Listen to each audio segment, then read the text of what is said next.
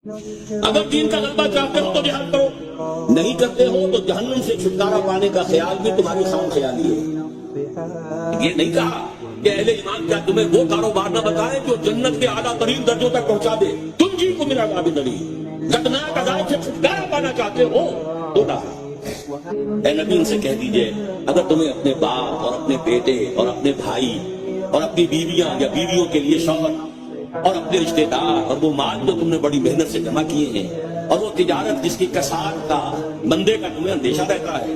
और वो बिल्डिंगें जो तुम्हें बड़ी पसंद है, बड़े चाव से बनाई है, अगर ये 8 चीजें महबूब तर हैं अल्लाह से और उसके रसूल से, उसकी राह में जिहाद करने से आप दफा हो जाओ, फतरत बसू जाओ, इंतजार करो, बैठो